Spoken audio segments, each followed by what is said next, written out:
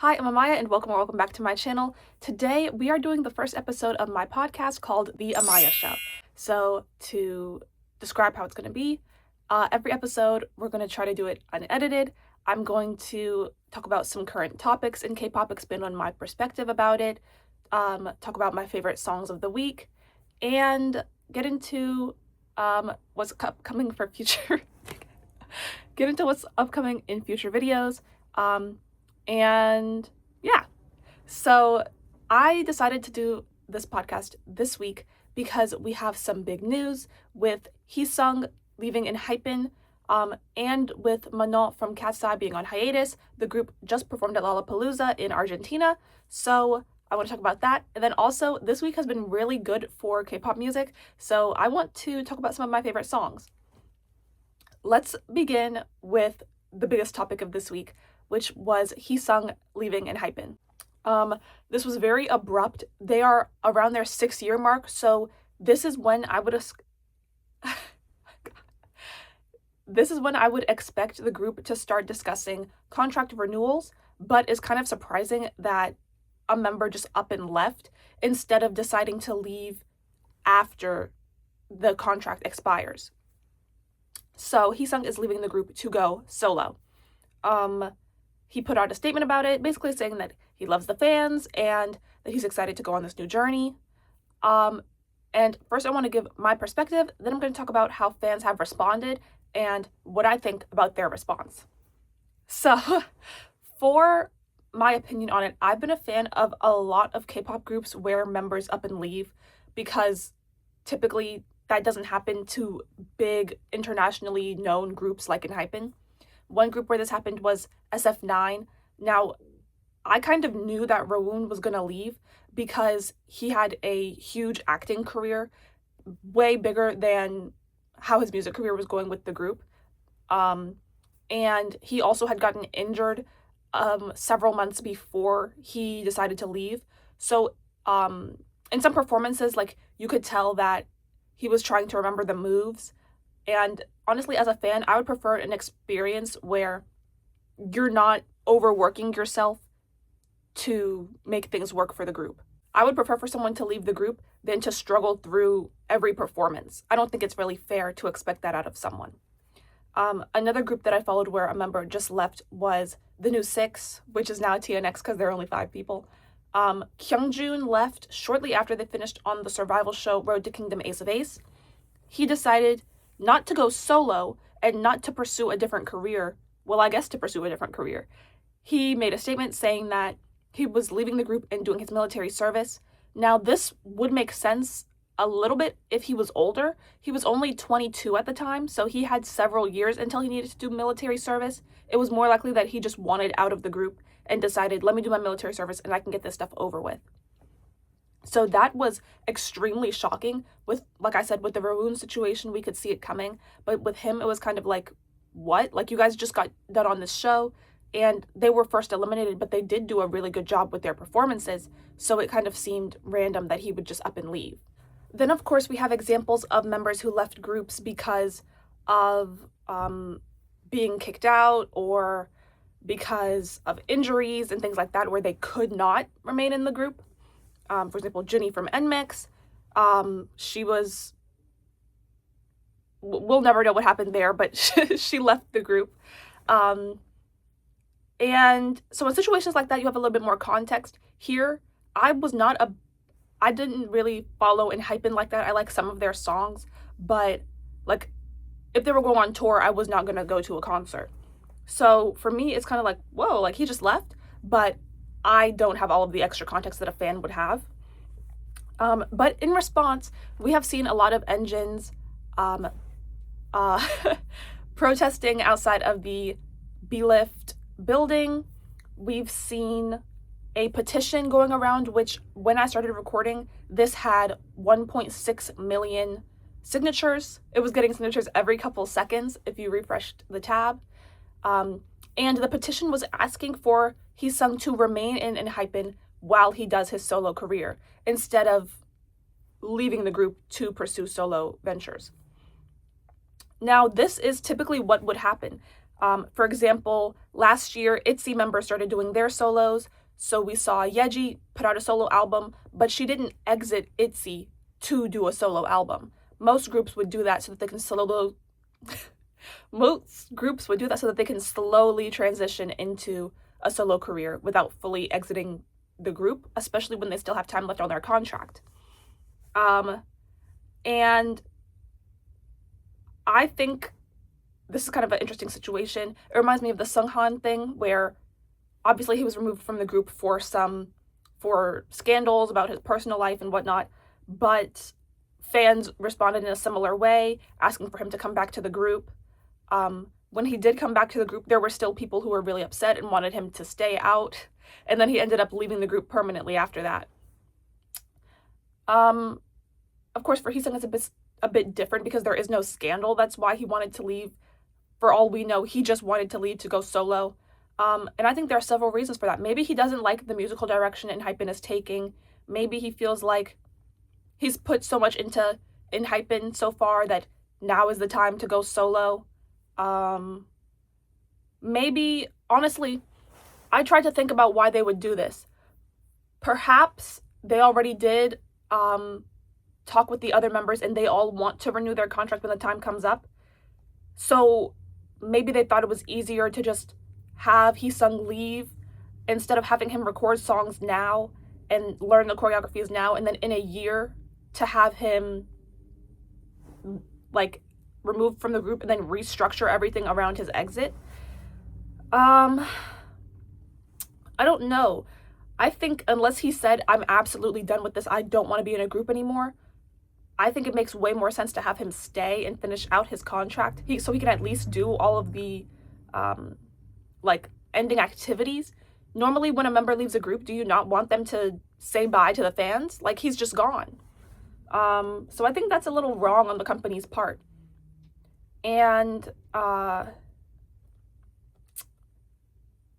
don't know. I'm curious to see what happens at Enhypen's first performance as a group since he left.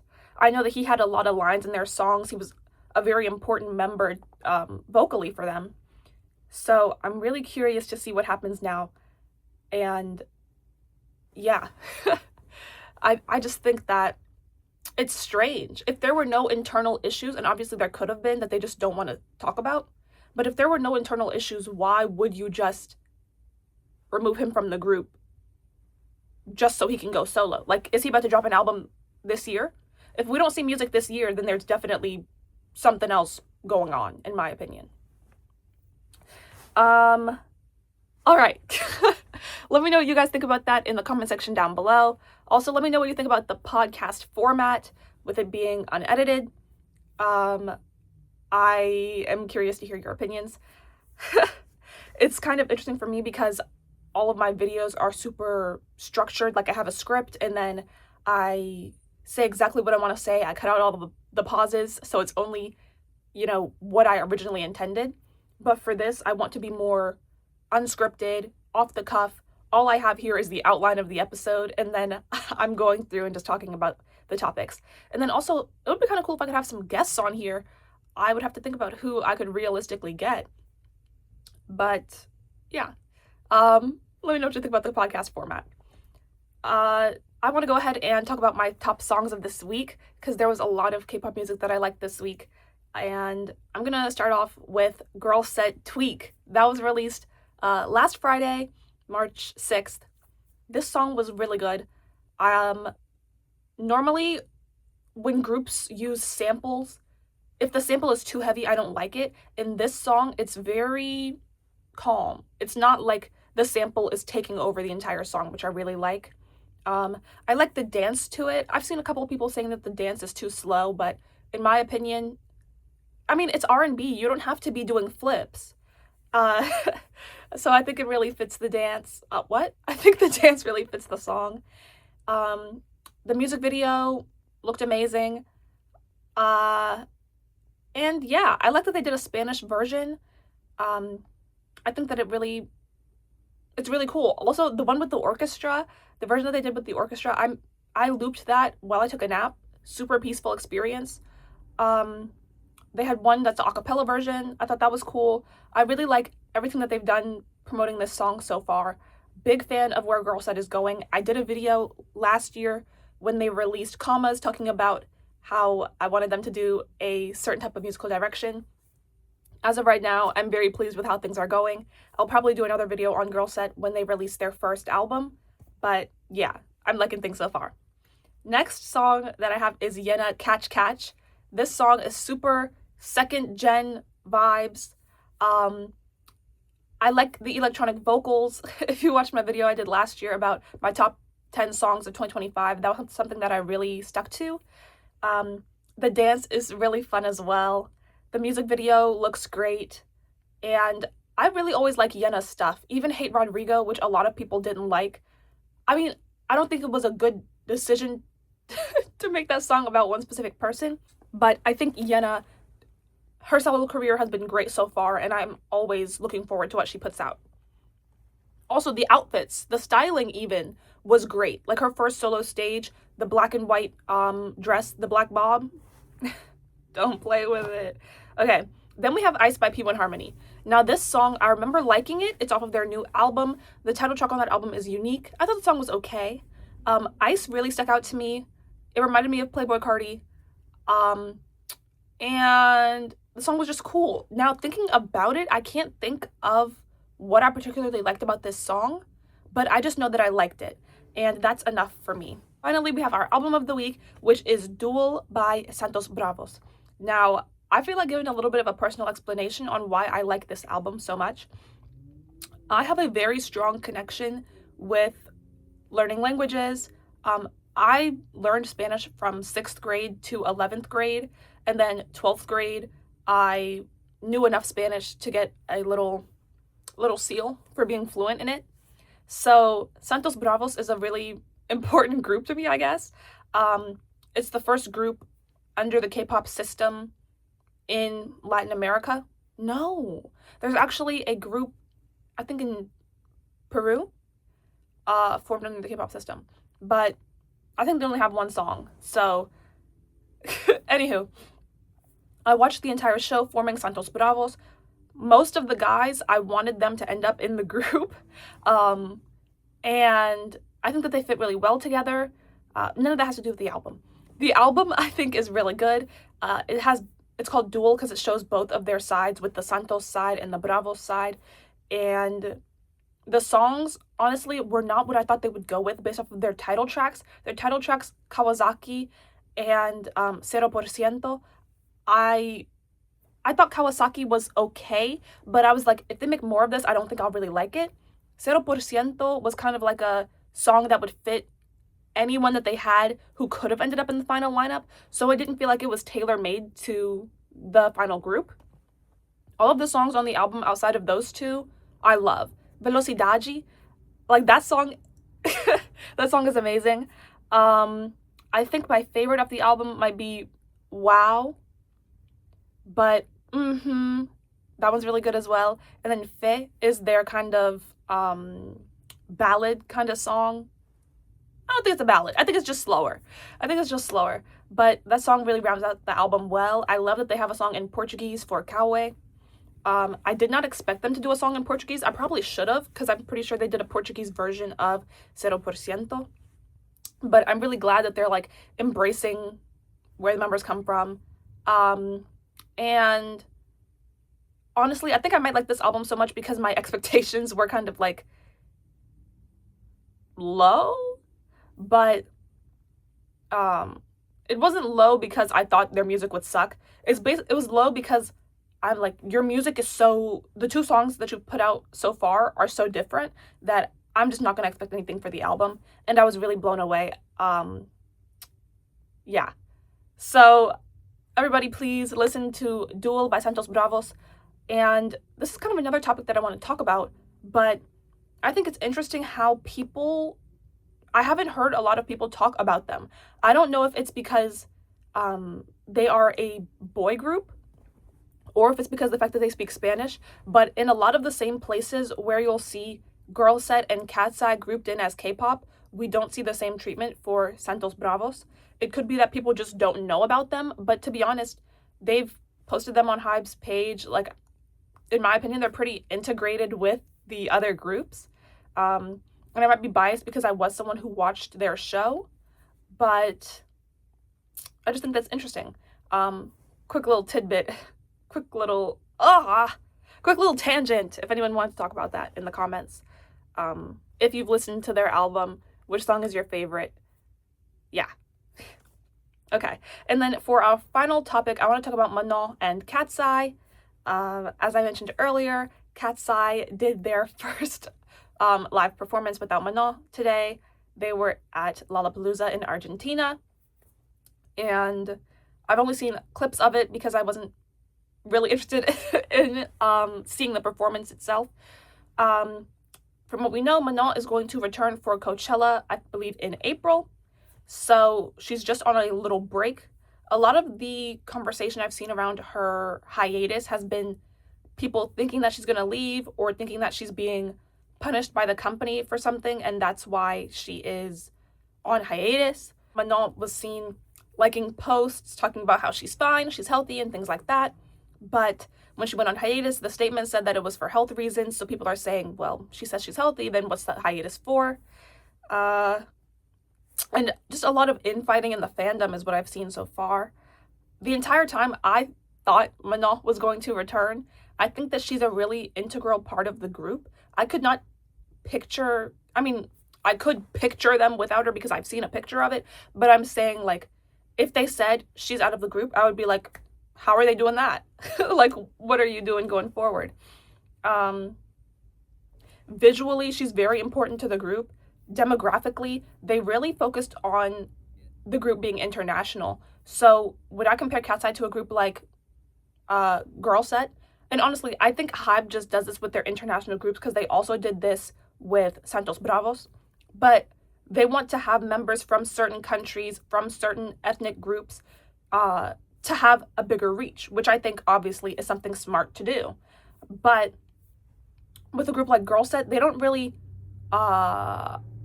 like in the formation, we didn't focus on where the members were from. So it's not as key to the group identity. Now they're starting to kind of mention more their different cultures and like making songs in Spanish and things like that. But for a group like Cat's Eye, where one of the central things was about diversity, I think it's really important that they have Manon in the group. And things just look off when she's not there, to be quite honest. It just doesn't look right. She's very visually important to the group. I think when it comes to like vocals, if you listen to a song like Game Boy, she has a lot of lines in that song and she sounds great. And then with dancing, I think she's a really strong member in terms of dance as well. Not that any of the members are particularly weak in dancing, but I just think that she's really important to the group. And we've seen comments like Daniela's dad kind of insinuating that Manon was lazy or that she didn't want to work. I think it's kind of strange that people are like jumping on Manon should go solo or taking the other side and saying that the group would be better without her. I think it's obvious that everybody wants to be in the group. None of them want to be solo. Obviously, Daniela's dad's comments are strange, and they kind of have made people look at Daniela a different way.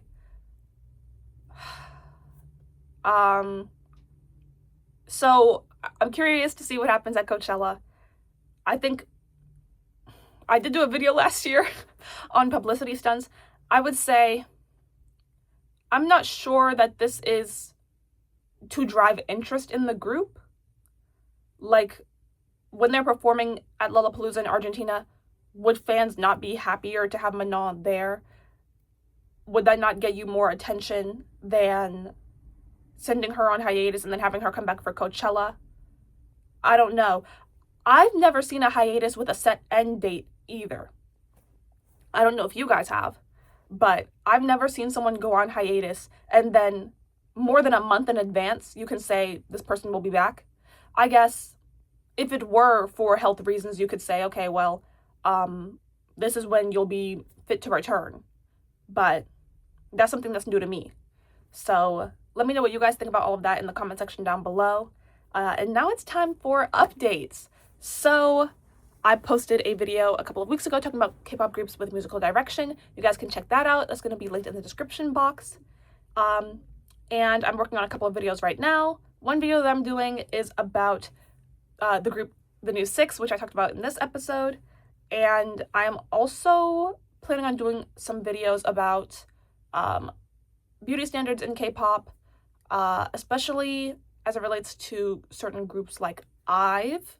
That should be a little hint, maybe aespa.